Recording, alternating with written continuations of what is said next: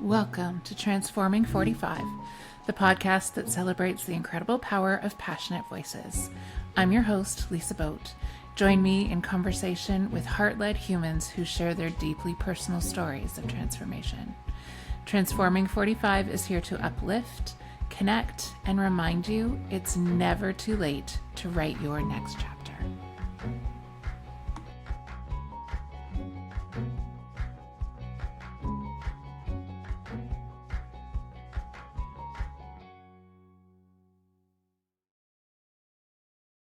Hello, and welcome to this week's episode of Transforming 45.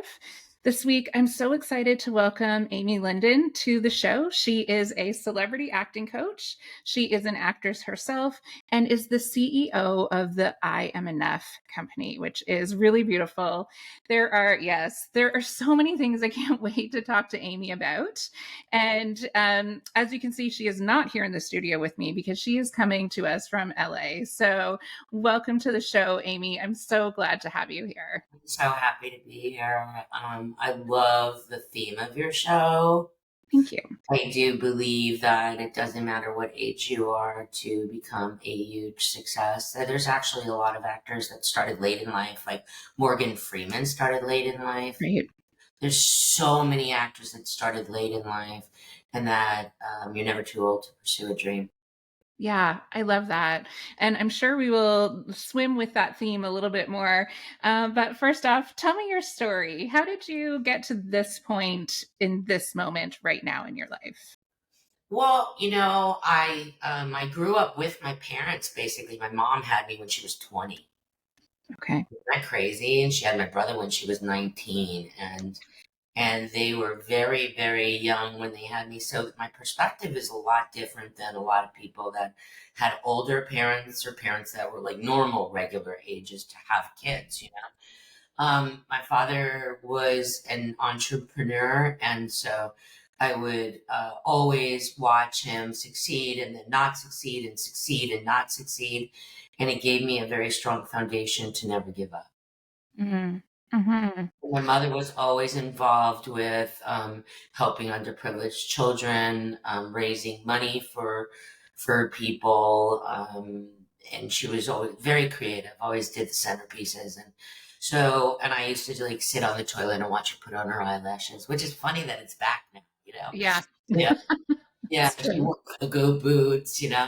But I was a very creative child. I was been on the stage since I'm 10 years old. I studied in London, Shakespeare. I graduated with a Bachelor of Fine Arts in Drama.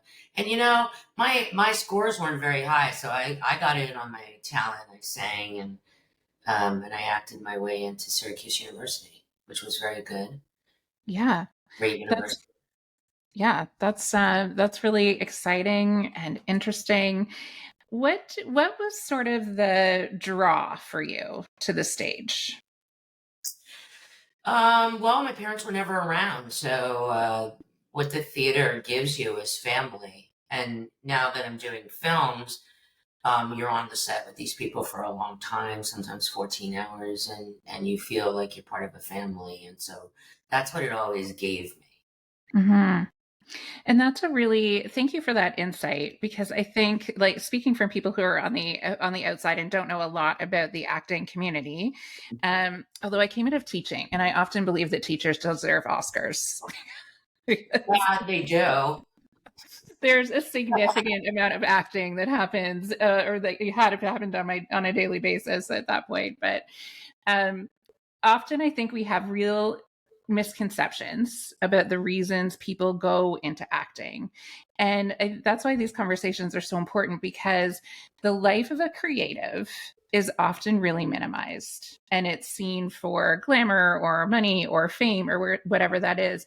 But the life of a creative is like the life breath of what it is to be human. Yeah, and I would say 90% of my students are broken. Yeah. And so, what creating a character, performing and receiving accolades, and people telling you that they really loved your work, it makes them feel needed, and it makes them have purpose. Mm-hmm. That's really interesting. A lot of the work that I do with women in particular is around building that internal sense of motivation, because we will never, I'm sure you see it all the time with students, is you will never be filled up by the external validation, right? Like, it feels really nice in the moment. We all love to hear that we're good at what we do. But until we are able to validate ourselves and have that sense of worth come up from the inside, it's we're always going to be playing that game of am I enough? Enough. Am I good enough? Like, will this person like me? What do I have to change about myself?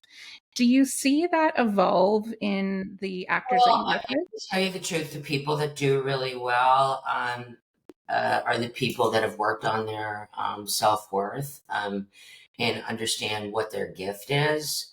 Half of I created a technique called the Lyndon Technique. It's a 15 guideline map to booking. So there's that, and then there's the philosophy of the technique, which is all the I am enough, feeling in your power. Because when you walk in a room, people are judging you. Mhm. And so actors are always being judged, because you're always performing in front of somebody. And so if your self worth isn't there and understanding what you're bringing to your craft and that the gift is really you, um, Mhm. why would anybody spend $20 to see you? Yeah. Why would Yeah. the network spend millions of dollars to put you on their show? And so I would say 50% is technique and 50% is self-esteem and knowing what you're bringing to the world. Mhm. And how did you develop that for yourself as a young woman who was making her way through that same process? Oh, I just fell on my face a lot, Lisa. I mean, it's honestly, yeah, some of it was ugly, some of it was okay. In all honesty, I fell a lot. And I tell my students all the time, I wish I had me when I was you, Yeah. but now they can learn from my wisdom of all the times they fell on my face. The technique was born because of falling on my face all those times, and I finally figured out how to get a job, and how to tell a great story, and because I couldn't figure it out. I was booking feature films because they always look for very interesting, complex people. But in television, it really is, there is a whole formula to it. And if you don't know how to tell a story succinctly and to the point, then you're not going to be that character. So I didn't have great reading comprehension skills. And so it really affected my work as an actor. And so I learned that along the way. And so that's basically what I help my students with. Mhm. How That's really powerful. And how do you think creativity helped to play a role in this? Because some of the themes that come up in my podcast a lot are curiosity and creativity. Because as a student, many people were a little bit crushed, right? Like, their identity wasn't necessarily supported or celebrated, or your brilliance isn't given the opportunity to flourish, because there's very structured ways that learning is valued. How did your creativity allow you to connect with that sense of identity that maybe was a little bit crushed The earlier? first thing that people need to realize is that the creativity is on the right side of your brain, right? So unless you're in the right side of your brain, you're not going to be able to get there. And it takes a while to get from the left if you have like a job that you're working all the time that requires analytics or thinking aptitude, whatever. You're going to be on the left side of your brain. So you need to find a way to get in your body. And that's where meditation and yoga and all that, Mhm. so you can reach uh, who you are.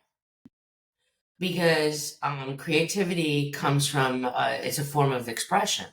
Mhm. But if you don't know who you are and feel good about that, then how are you going to create something for the world to see and not feel like they're judging you in any way? Hmm. Yeah. Yeah. Creativity is stunted if you're constantly thinking about what other people are thinking about. But Yes. if you're busy in who you are and what it is that you're doing and you feel you have a voice Mhm. and a story to tell, then you'll release yourself through either art, through a character, through spoken word, or through dance, in through any way, shape, and possible to have a signature. Yeah, and that's so important for people to hear, right? That when you are a creator, when you're an actor, that you are also bringing a part of yourself, right? To breathe life into someone else's creation. And how do you help people not get totally lost in the writing or the words or the creation of someone else and I know that, get lost. pardon? Their job is to get lost. Okay, tell me more about that. Their job is to get lost, and just like anybody's creative job is to get lost, because the moment that you click into the programming, which is all the committee members in your head, Mhm. you're not going to be able to get lost. I'm asking you to get lost. I need you to get Mhm. within within the character, within your dance, within your artwork, within your poetry, within your novel. Get lost. Because once you get lost, then you start tapping into your inner voice that is Mhm. connected to what your purpose is and who you are and what your voice is. Like when we go to see a star, like if I like let's talk about Viola Davis for a second. I like How to Get Away with Murder. I could not wait every week to watch that show because she was so invested all the time. Mhm. So the question you guys have to ask is, how invested are you in that for you? So taking other people out of the picture, when she acts, she's not considering other people. She's considering what she's currently doing. So I want you to get lost. Yeah, I love that, and I haven't conceptualized it in that way before, but that's also very connected to the idea of flow theory, right? Yeah. So that when we're in the state of flow, we're experiencing that same sort of thing where we are in like self-abandon, able to completely be connected to the moment and what's happening. So we were talking earlier, just before I started recording. You said a lot of women become actors a little bit later in life after they've had families. Yeah. Yeah. I believe that there is no age. Hmm. You guys have to get that out of your head. Like, oh, it's too late. Yeah. I don't think it's ever too late. It's never too late to follow your dream. Otherwise, you're going to be a shoulda coulda person, and you'll be like 85, 90, and go, I should have done this. Why didn't I do this? And then you're going to be beating yourself up. I mean, do it for you. Stop looking at the result and stay in the process and the joy that you're finally doing something that Yeah. you thought about, that you dreamed about, that you've visualized yourself doing. Like, don't Hmm. look at it like, oh God, I got to make up for lost time. That's like the worst approach. Yeah, it, Like, yes. stay in joy, you know? Yeah. And I was wondering, like, to connect back to the conversation we were having, do you notice a difference in women who have a little bit more life experience coming to it? That are they able to get lost in the roles in as easily, or does it take a little bit more work, or are they just bringing something completely different? I don't think it's a black and white answer. I think Hmm. the answer is are you willing? And so it's not are you, a question of just because you have wisdom, so therefore. Yes. I believe, are you willing to share your experience through your characters? Are you willing to let go and feel something? And the Hmm. people that let go the most and the people that share the most, those are the people that we want to watch. Mm-hmm. Yeah, absolutely. Because you can feel that connection through the screen, right? When I think about the people that I love to watch, it's because they are fascinating to me on all levels, right? And thinking about like what are they thinking about in this moment, in the way they express with their eyes, in the way they use their full body. And I'm just thinking about your technique and how empowering that could be for women like in general, because a lot of the work I do is around somatic reconnection to the body, right? Because through our lifespans we tend to move up and into the brain because it feels like a safer place to be. And getting that reconnection to the body and grounding back into the body is so important in the healing journey. And clients that I work with always ask me, but Lisa, how do I do that? Like, how exactly do I somatically reconnect to my body? Can you see some connections What between do you the, tell them? pardon? What do you tell them? Well, I use a number of different strategies. So one of them is music. That's one of the keys for me. Is they're particularly songs from when I was younger, like a time when I was embodied, when I did walk through the world in a way where I knew myself and I like, music from that time. When I hear it again, I can like feel what the air felt around me, and I can feel what the carpet underneath of me felt like, so that's how I reconnect because it's so sensory. So that's one of the strategies that I use. Also, like really physically moving your body, right? Like lifting weights and walking and yoga and all of those things where you are like really using your body are another great way to reconnect. I love all that. I love all that. Yeah. I talk to actors about the connection because you're talking about connection, you Yeah. know. Um, and in order to be a great actor, you have to understand where the character's coming from and connect it back to you. Yeah. But if you don't know where everything is, because mine's more emotional, you know. Mhm. So an actor is a walking, talking emotional vehicle. Okay. So as an actor, it's very important to know where all your feelings are. Mhm. And then your body will follow suit. Or sometimes, if you put on the shoes that you believe the character would be wearing, and the dress that you think the character would be wearing, the hair, the makeup, sometimes that infuses into your body, and then and then it hits your emotional center. So that's how the Brits come at acting, is from out to in. Interesting. Americans are like in to out, but I think it could be an infusion of both, whatever works for you in that given moment. But for me, sometimes it's putting on the right shoes. Mhm. Yeah. Yeah. But if there's no connection, emotional connection, then you're going to end up in your head and stay Mhm. Yeah, that makes perfect sense. Because when we are really connected to our senses, it does lead to an emotional response, right? Like when we think about the power of scent, or like I said, music earlier, there is an emotional connection to that somatic experiencing. Yeah, I gotta tell you about the power of scent, okay? Yeah, please. My ex-boyfriend in college gave me this little chest cabinet because he was a year older than me when he graduated. And I had opened it one day and I smelled his cologne and I started crying immediately. Mhm. And I don't know why I hadn't opened it before. I don't know why but on this one particular day, I opened it, smelled his cologne, and sobbed.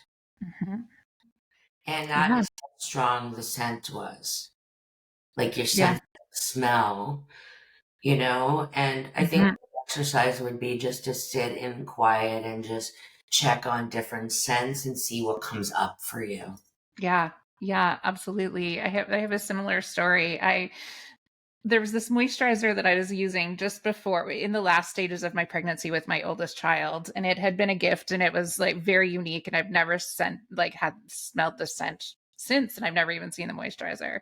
But I kept the bottle because it reminded me, and every once in a while I still go and smell it to remember this like really deeply sacred time of it was another transformation, right? Of going from the woman I had been to the mothering role. And whenever it is such, it's almost like I envision it like they would show it in a movie where you're like pulled back right into history.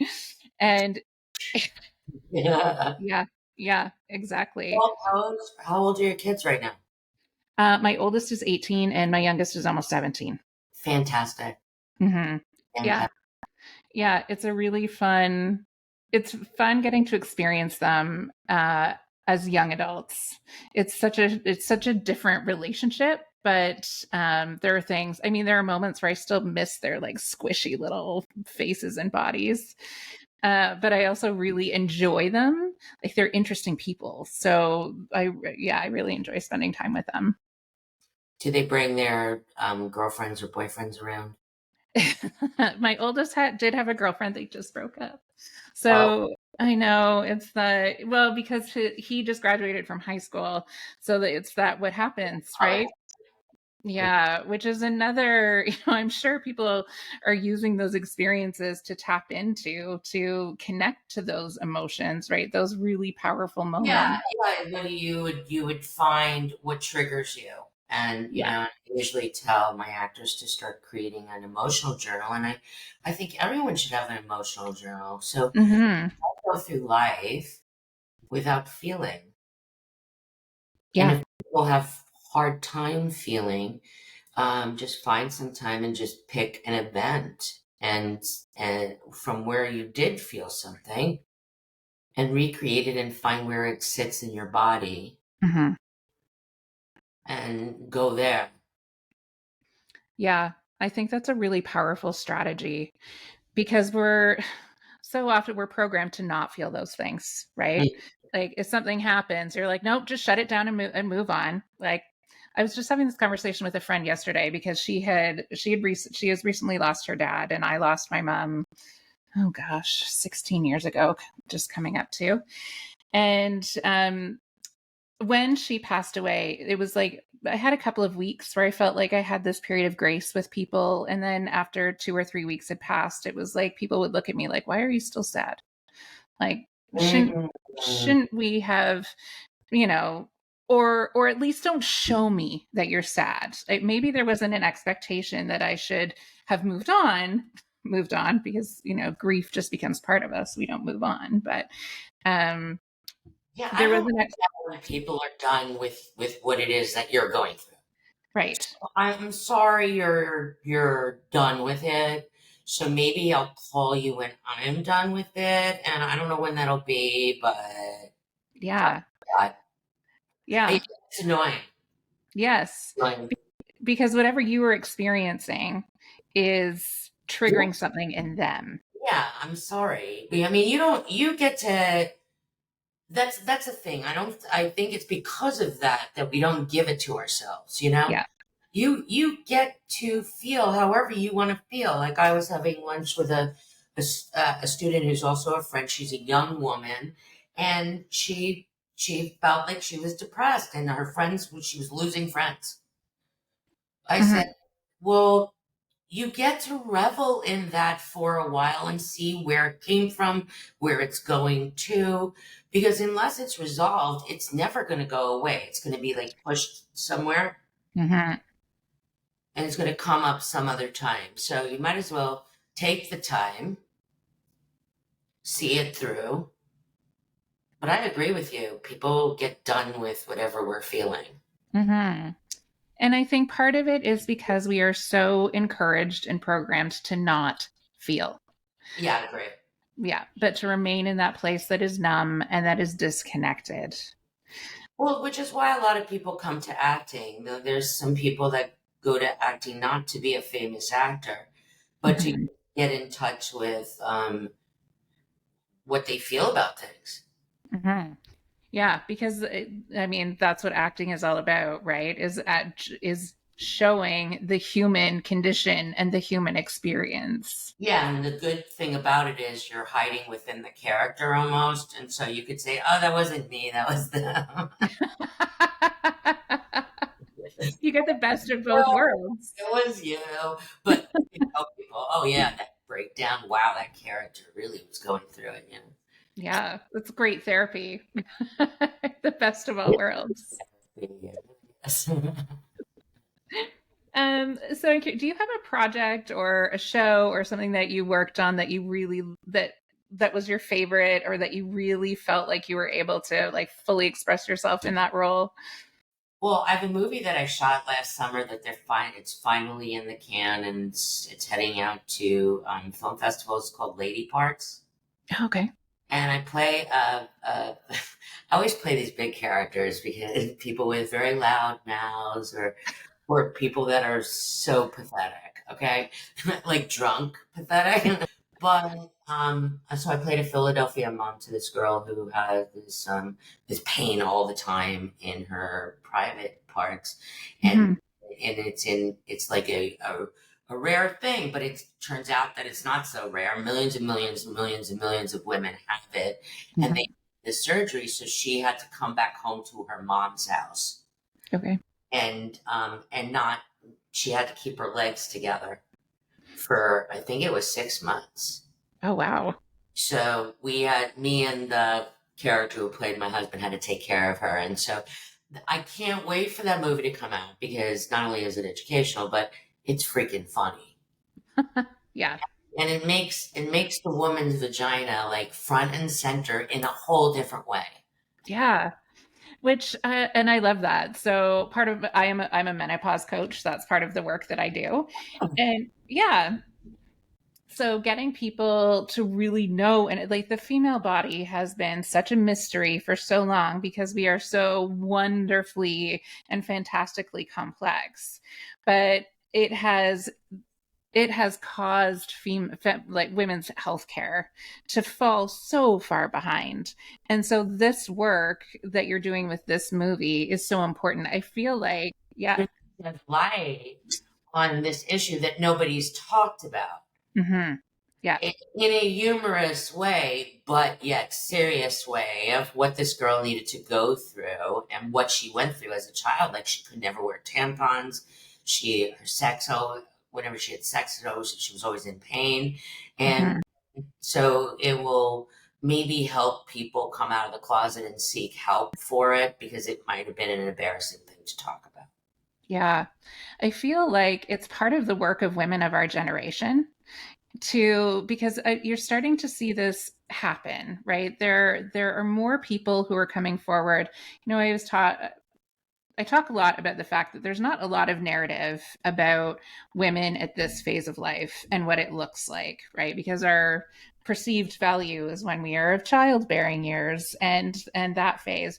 But there is this shift that is starting to happen where we are creating the narrative of what it is to be a woman at this phase of life, and also to really talk about women's bodies. Yeah, And I think it's because I give it up to Jane Fonda, okay? Because that woman she's incredible. 50 and she looks like she's like, like my mom or something. I mean, she looks so young. And Yes, and just how she spends time on herself, and it's just I think that women don't need to let themselves go anymore. mhm, And feel beautiful at every stage of their life and take care of themselves and not feel like they're sent out to pasture. exactly. Yeah, because we have value, right?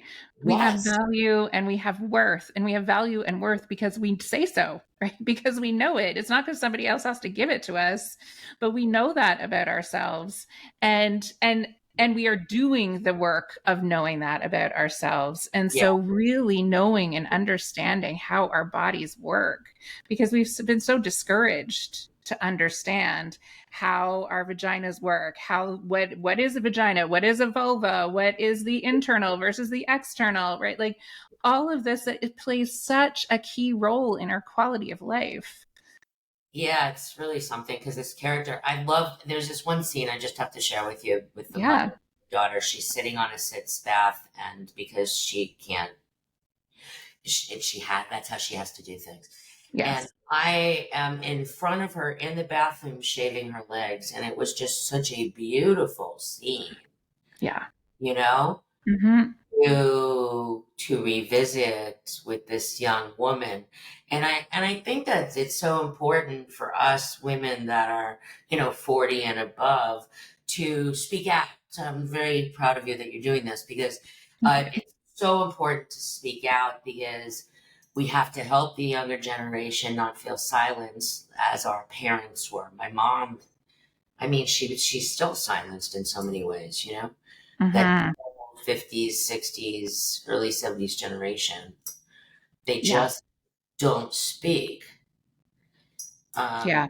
Now we just can't shut up. So, Well, women who are leading the way and making space for that, right? And showing that you absolutely can use your voice. And I agree with you. I think the intergenerational connection is so important, so that younger women, when they get to this phase, they haven't given themselves away. They haven't abandoned themselves over and over again, and then get to this point where you're like, well, who the fuck am I now? Like, I'm at the other side of everything I imagined for my life. And now what? Because I feel like I'm really just beginning. So that that you're doing is so really valuable and powerful.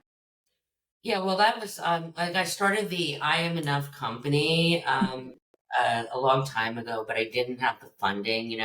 And then drop shipping came, and I'm like, oh, that means I don't have to have like boxes filled with T-shirts and hoodies and zip ups and hats and mugs, and oh my God, it's made custom.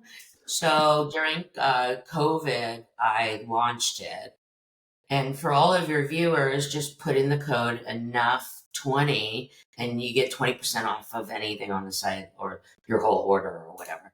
It's IamEnoughCollection.com. And this is one of the newest, I like retro stuff. So I love it. one of the newest shirts. I think I might make it into a hoodie. So maybe Yeah. I'm going to make it into a hoodie. Yeah. It's So fantastic. I love it. it's really And and I will put all of the links and the codes and things in the show notes of this episode. So it'll be really easy for people to access that. And just take the discount, guys. Just take. absolutely.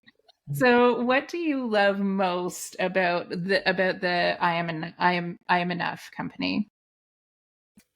Well, I think we say it all the time. I think people say it all the time, and I think if they could wear it and see it and remind themselves, or have anything like, because I have a mug, I'm just constantly subliminally looking at it and going, okay, it's gonna get into the subconscious. I am enough, damn it. I've got mugs, I've got pillows, and if I keep seeing it over and over again, you know, I'm going Yeah, to believe it. yeah, And so I just found that your power is based in believing that you're enough. yeah. Yeah, and it's interesting, right? The amount of time it takes to rewire a neural pathway, right? Because we've had so many messages for so long telling us we are not enough. So yeah, that's really beautiful seeing it in all these different places and just practicing. And that's another thing I think that people forget is the need to practice it. Like actually say it and practice. I Yeah, am that's enough. what I I am mean. Just enough. keep saying it. And so that's why Yeah. I created it. Like I've registered this, I own the mark on I am enough. So, I'm basically, because I've owned it for a very long time, since 2004. Okay. So this has been in my consciousness for a long time, but I finally built the business during COVID. So, see, it's never too late, guys. It's never too It late. is never too late.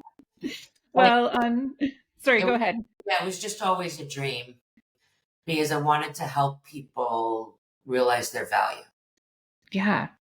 And that's the power of this work, right? Is when you give to yourself and you realize something that you have always dreamed and desired, you get to give from this place of fullness and joy, and let that spill out all over everybody else around you. And you can see that in your designs. Yeah, yeah. I'm just if anybody's a designer out there, contact me. I'm always looking for designers, Oh, okay. to come up with really fun stuff. Yeah. Yeah, I mean, I also made one for my actors called it's called "It Takes a Village to Raise a Star," and it's a really cute design. But I think it takes a village for everybody, you know. It takes Completely. a village to raise our children. It takes a village to find you the right spouse. It Sometimes does. it's like 5 dating apps. I don't know. And 3 matchmakers. Yeah, and that is another really important thing to remember, right? In our society that is so individualistic, to remember that but we were wired for community, I think so. right? Yeah, we were absolutely wired to be together and to not do things alone. And so thank you. Thank you for sharing that. Thank you for sharing all of this wonderful joy with our listeners, and just thank you so much for being here today. Thank you so much.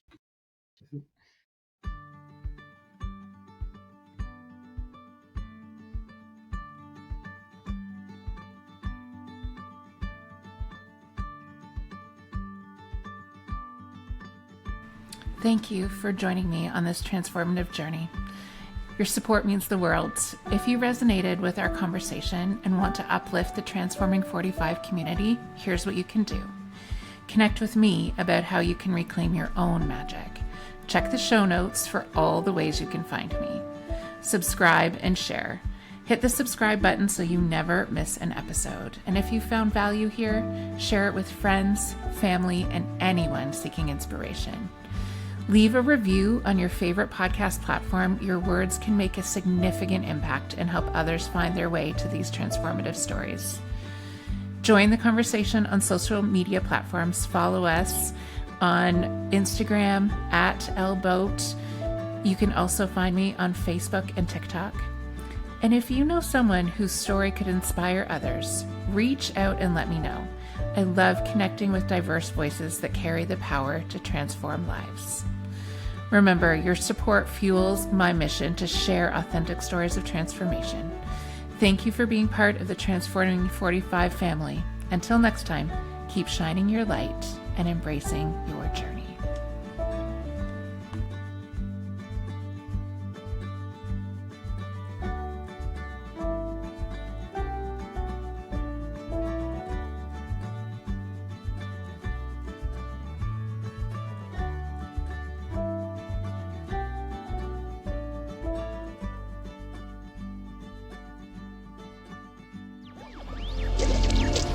Electricast.